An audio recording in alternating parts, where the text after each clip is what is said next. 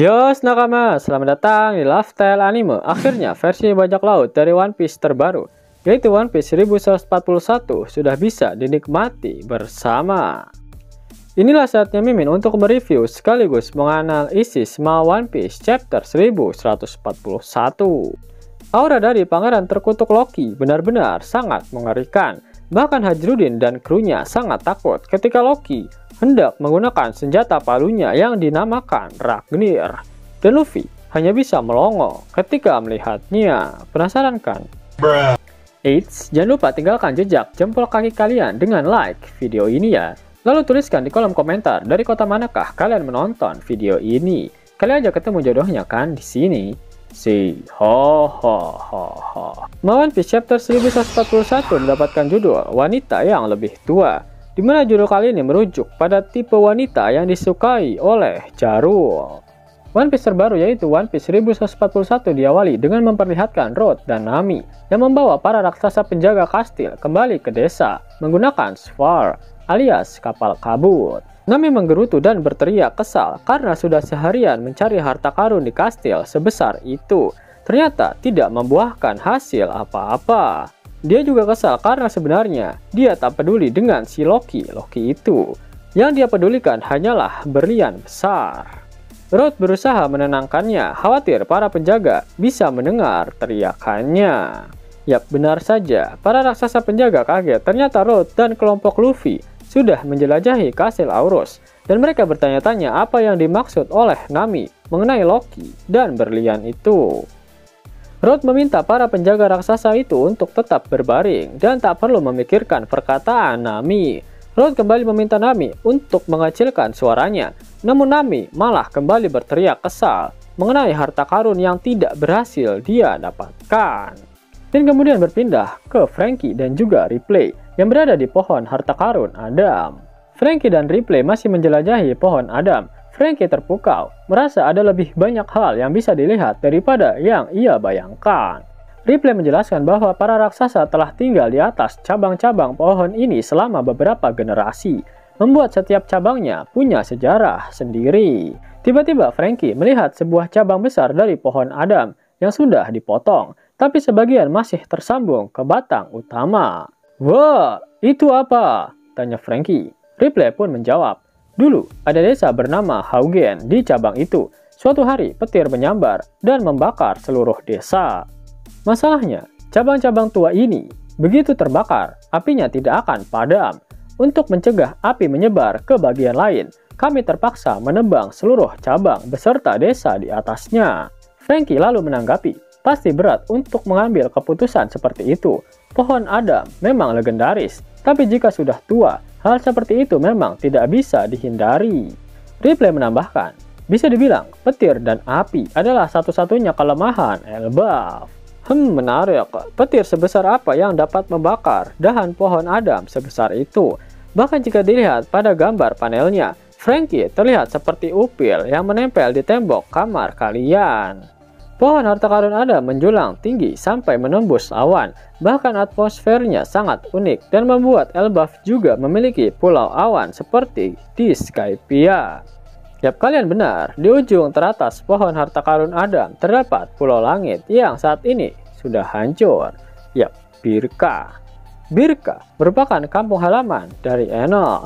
Dikatakan bahwa Enel telah menghancurkan Birka. Kita sudah melihat bagaimana kekuatan Raigo milik Enel ketika hampir menghancurkan pulau Skypiea, bukan? Yap, dahan pohon Adam yang terbakar itu diakibatkan terkena sambaran petir Raigo milik Enel yang saat itu dia gunakan untuk menghancurkan Birka. Apakah Enel akan kembali dan ikut dalam perang akhir di One Piece? Menarik untuk dinantikan. Dan kemudian kembali ke desa barat Elbaf. Nami sudah kembali ke pesta dan sedang berbincang dengan Usopp yang mabuk. Usopp berkata, "Hik, Nami, kemana kau pergi? Dan aku tidak melihat Luffy dan Roro dimanapun." Nami pun menjawab, "Tidak tahu, mungkin menjelajah." "Begitu, bagus sekali," ucap Usopp. Jarul tiba di meja tempat Nami dan Usopp berada. Usopp pun langsung menyapa Jarul. "Hei Jarul, lihat navigator jenius kita di sini." "Betapa cantiknya," ucap Jarul. Usopp menanggapi pernyataan Jarul. Ah, dasar kakek mesum. Tipemu memang seperti apa? Jarul tanpa ragu menjawab. Bocah caca. Tipeku? Seorang wanita yang lebih tua. Mendengar hal itu, Usop langsung melompat dan memukul pedang di kepala Jarul yang membuat Jarul sangat kesakitan. Mana mungkin ada orang seperti itu? Kau adalah yang tertua di seluruh dunia. Hahaha, ucap Usop. Au, ucap Jarul yang kesakitan. Master Jarul, teriak para raksasa. Dori meminta Usop agar tidak memegang pedang yang menancap di kepala Jarul sama. Usop yang mabuk berat malah memarahi Dori dan berteriak, siapa yang bisa mencabut pedang Excalibur yang ada di kepala Jarul? Brogy sambil tertawa mengatakan agar hal itu jangan dilakukan, karena Jarul bisa-bisa kehabisan darah. Brock mengomentari kelakuan gila Usop karena mabuk berat. Di sebelahnya, Nami mengomentari Brock karena dia juga sama mabuknya seperti Usop. Nami duduk di sebelah Jinbe dan menyaksikan kelucuan Usop saat mabuk. Nami tersenyum sambil berkata, itu adalah mimpi Usop dan Luffy untuk datang ke Elbaf. Sementara itu Sanji menyadari bahwa Gerd tidak ada di pesta, jadi dia mulai mencarinya. Dan kemudian beralih ke Road yang membawa raksasa penjaga agar Gerd bisa mengobatinya. Gerd kaget karena salah satu tulang mereka ada yang patah dan ada juga bekas luka tusukan di tubuh mereka. Gerd yakin jika manusia biasa tak akan mungkin bisa melakukan ini pada para raksasa penjaga itu, karena mereka adalah raksasa yang kuat. Gerd mencoba bertanya pada Road apa yang terjadi, tetapi Road mencoba menyembunyikan kebenaran darinya. Road berdalih jika dia pergi ke kastil Aurus untuk melakukan penelitian demi pengembangan blok Lego kastil yang dia miliki. Dia melihat pintu depan kastil sudah terbuka dan menemukan para raksasa penjaga sudah dalam kondisi demikian. Gerd melihat kenapa Road mengeluarkan keringat yang sangat banyak. Apakah dia kepanasan? Road menjawab hal itu terjadi karena Gerd terus menatapnya dengan tajam. Gerd kemudian ingin mencoba menanyakan kronologi yang sebenarnya pada para raksasa penjaga. Namun Road mencegahnya dengan mengatakan jika mereka pasti butuh istirahat. Lalu Gerd mengatakan ingin memberitahukan insiden ini pada Jarul sama. Namun Road kembali mencegah Gerd dengan mengatakan jika dia pasti akan mengganggu pesta. Sebelum Gerd mengetahui hal yang sebenarnya, dia sebaiknya jangan melakukannya karena tidak ada yang suka dengan orang yang merusak pesta. Tutup Road. Gerd lalu terdiam dan memikirkan sesuatu, sedangkan di dalam hatinya, Road berharap jika kelakuan Luffy yang membebaskan Loki diketahui saat dia kembali ke pesta, agar semua orang tak menganggapnya bersekongkol dengan Luffy. Road juga berharap setelah dibebaskan, Loki langsung pergi dari Elbaf dan mengamuk di tempat lain. Selain itu, Road juga mengkhawatirkan sosok yang katanya mirip dengan Akagami. Tiba-tiba Gerd menyerang Road dari belakang. Menggunakan kapaknya, dia yakin jika Road mengetahui sesuatu dan dia meminta Road untuk segera mengatakannya. Dan kemudian beralih ke Luffy dan Zoro. Mereka berada di Underworld dan menemukan Loki dalam kondisi hampir mati. Zoro bertanya pada Luffy karena apa yang dia ceritakan padanya sangat berbeda dengan kondisi saat ini. Luffy juga kebingungan karena saat dia bertemu dengan Loki, dia masih baik-baik saja. Bahkan Zoro juga mempertanyakan hewan-hewan yang terluka di sekitar Loki dan menanyakan siapakah sebenarnya yang sudah melakukan ini semua. Luffy mencoba membuka rantai itu, namun rantai tersebut terbuat dari batu laut sehingga dia menjadi lemah setelah menyentuhnya. Zoro dan Luffy lalu berdebat. Zoro mengatakan belum saatnya untuk melepaskan Loki. Dia perlu berbicara dengan Loki terlebih dahulu untuk menentukan tipe orang seperti apa dia. Apalagi Zoro melihat Loki yang tingginya sebesar Ors. Itu artinya darah raksasa kuno memang lebih dominan mengalir di dalam tubuh Loki. Itu berarti Loki adalah raksasa paling besar untuk saat ini. Zoro berjalan ke arah Loki dan menendang lukanya. Loki berteriak kesakitan. Oke, jadi luka ini tidak palsu, ucap Zoro. Dia hampir mati, teriak Luffy. Jika dia mati, maka hanya sampai di sini saja takdirnya, tambah Zoro. Wah, kau jahat sekali, ucap Luffy yang menanggapi pernyataan Zoro. Kemudian Zoro setuju untuk melepaskan rantainya, tapi dia akan membiarkan satu borgol di pergelangan kaki Loki tetap terpasang. Luffy berkata dia akan pergi untuk membawa Chopper, tapi karena perpustakaan burung hantu terlalu jauh, mereka harus memanggil dokter desa sebagai gantinya. Zoro mengingatkan Luffy mengenai perkataan para raksasa tentang mereka yang membebaskan Loki adalah sebuah kejahatan besar, dan mereka pasti akan diusir dari Elbaf. Luffy bilang dia tidak peduli, dia akan memanggil dokter dari desa. Luffy juga mengatakan mereka perlu mendapatkan daging karena tidak ada yang bisa pulih jika mereka tidak makan daging. Zoro melihat hewan-hewan yang kalah di dekat Loki. Ada banyak daging tergeletak di sana, ucap Zoro. Luffy kesal dan berkata, jangan pernah berbicara seperti itu lagi. Mereka itu temanku. Aku akan berburu sesuatu di gunung. Daging tetaplah daging, ucap Zoro. Luffy semakin kesal. Jelas saja kau tidak bakal makan temanmu sendiri kan? Baiklah, itu salahku, tutup Zoro. Saat Luffy hendak menuju desa, dia mendengar sesuatu yang datang dari langit. Luffy dan Zoro melihat Hajrudin dan krunya beserta Sanji yang meluncur jatuh di dalam Sfar. Hajrudin mendengar semuanya dari Road dan bergegas turun untuk menghentikan Luffy dan Zoro.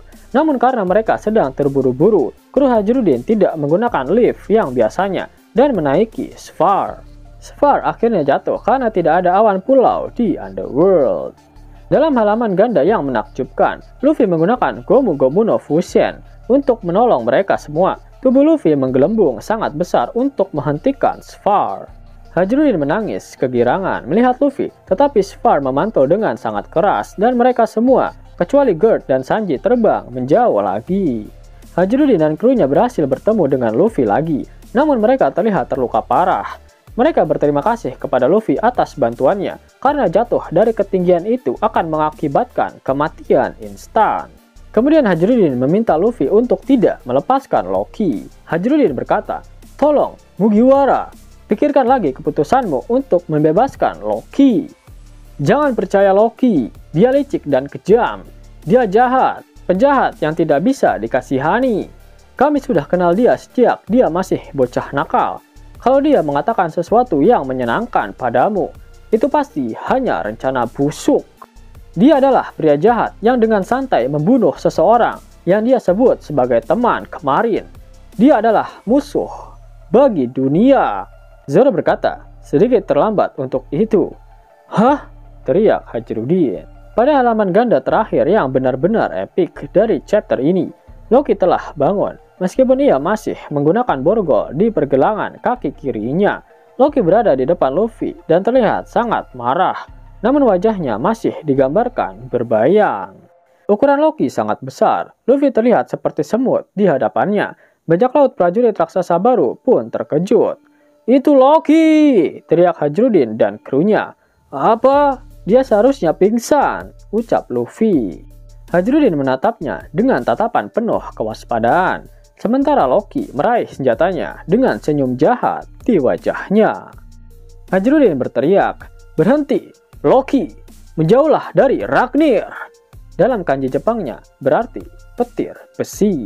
Loki benar-benar memiliki kekuatan yang sangat gila.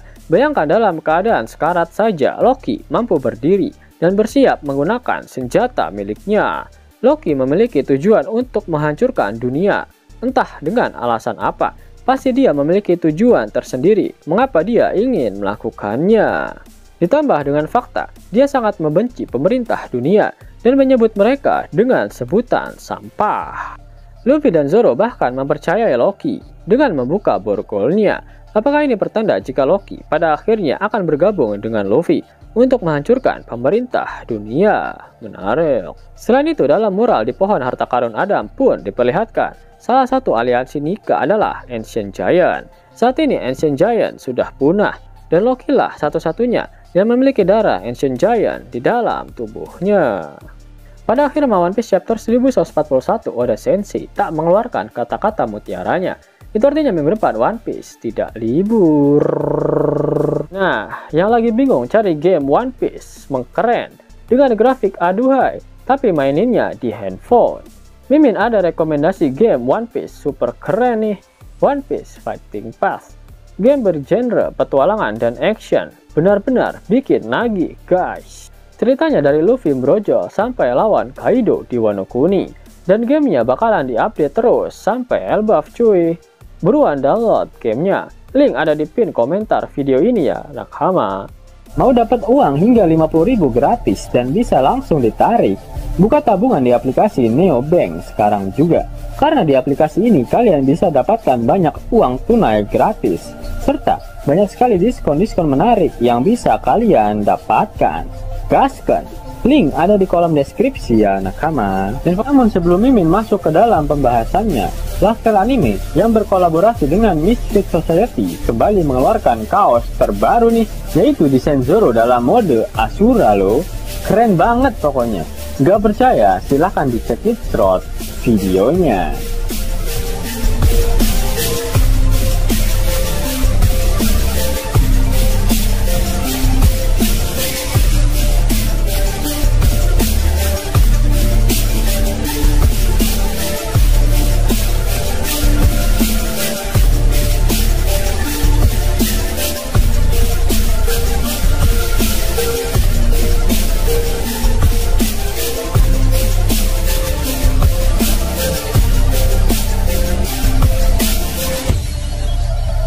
Bagaimana?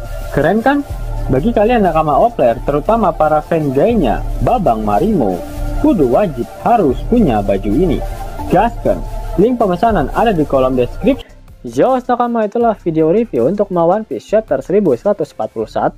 Jika kalian menyukai video ini, jangan lupa klik like, share, dan subscribe channel ini ya, agar nakama semua tak ketinggalan info menarik seputar One Piece. Arigato.